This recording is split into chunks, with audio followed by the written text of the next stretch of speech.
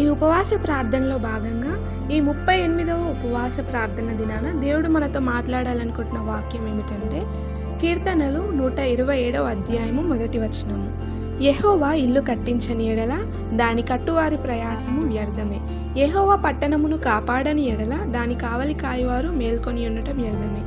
ఈ వాక్యం ద్వారా దేవుడు మనందరితో ఏం మాట్లాడాలని ఆశిస్తున్నాడంటే, ఈ ఉపవాస ప్రార్థనలో మనం 38వ దినానికి చేరుకున్నాం. అంటే ఇన్ని రోజులు ఆయన శక్తి ఇవ్వండి, ఆయన బలాన్ని ఇవ్వండి, ఆయన యొక్క ఆత్మచేత నింపండి, మనం ఇలా ఆరోగ్యకరంగా ఉండము, ఇలా వాక్యం చేత నింపబడుతూ ఉండము. నిజంగా కదా, ఆయన సహాయం చేయకపోతే ఈ ఉపవాస ప్రార్థనలో మనం ఇంత ఆరోగ్యంగా ఉండేవారమా?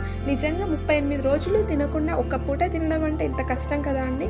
దేవుడు మనతో మాట్లాడుతున్నాడు, ఆయన నీకు సహాయం చేశాడు, అందుకే నువ్వు ఇంత గొప్ప సాక్షిగా ఈ దినాన నిలబడ్డావు, నీ ప్రార్థనలు అన్నిటికీ జవాబును పొందుకుంటున్నావు. ఒకవేళ ఇంకా పొందుకోలేని స్థితిలో ఉంటే ఇంకా 2 రోజులు ఉంది.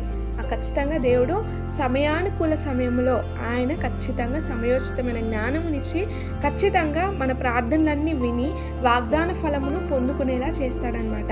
ఆయన అంటున్నాడు, యెహోవా పట్టణంను కాపాడని ఎడల దాని కావలి కాయవారు మేల్కొని ఉండటం వ్యర్థమే.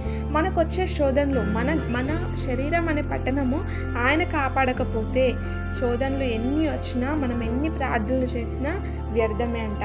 ఆయన అంటున్నాడు, నువ్వు ఈ క్షణాన సజీవంగా ఉండి పరలోక రాజ్యం కొరకు సిద్ధంగా ఉన్నావంటే అది కేవలం ఆయన ఇస్తున్న సహాయం, ఆయన చూపుతున్న కృప, ఆయన చూపుతున్న ప్రేమ.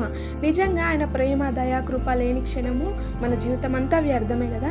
ఆయన మాట సెలవిస్తున్నాడు, నేను మిమ్మల్ని కట్టాను, క్రీస్తు అనే బండ మీద, ఆ పునాది మీద మీ జీవితాలను కట్టాను కాబట్టే ఇంత సజీవంగా, ఇంత స్ట్రాంగ్గా ఉన్నారు. మీ స్పిరిచువల్ లైఫ్ని ఇంకా గ్రో చేసుకోవడానికి ఉన్నారు.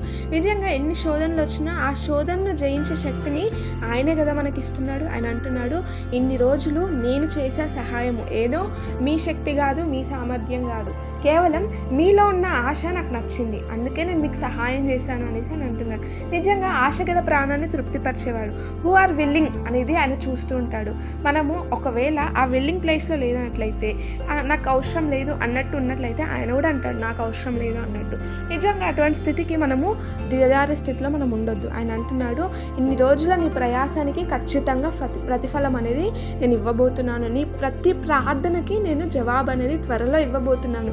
అది చూడడానికి నువ్వు ఎంత సిద్ధంగా ఉన్నావు అనేది ఇంపార్టెంట్. నిజంగా ఇన్ని రోజులు ప్రార్థన చేస్తాను, నాకు అసలు జవాబు రాలేదని నిరాశ చెంది సందేహపడే స్థితిలో ఉన్నట్లయితే అది నువ్వు ఆ వాగ్దానాన్ని ఫలాన్ని పొందుకున్నా సరే నువ్వు చూడలేవు, ఎందుకంటే నీ నేత్రాలు మూసుకుపోయినాయని అర్థం అనమాట.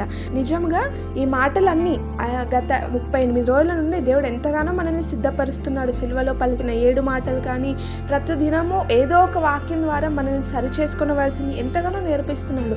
నిజంగా ఈ మాటలన్నీ ఆయన సహాయం చేస్తూ, మన శరీరానికి శక్తినిస్తూ, ప్రార్థించడానికి ఓపికనిస్తూ, ఆయనకు ఆత్మచేత నింపుతూ ఎల్లప్పుడూ సహాయం చేస్తూనే ఉన్నాడు. కాబట్టి ఇంకా ఆయన సహాయాన్ని కోరుతూ ముందుకు వెళ్ళాలని ఆయన ఆశపడుతున్నాడు.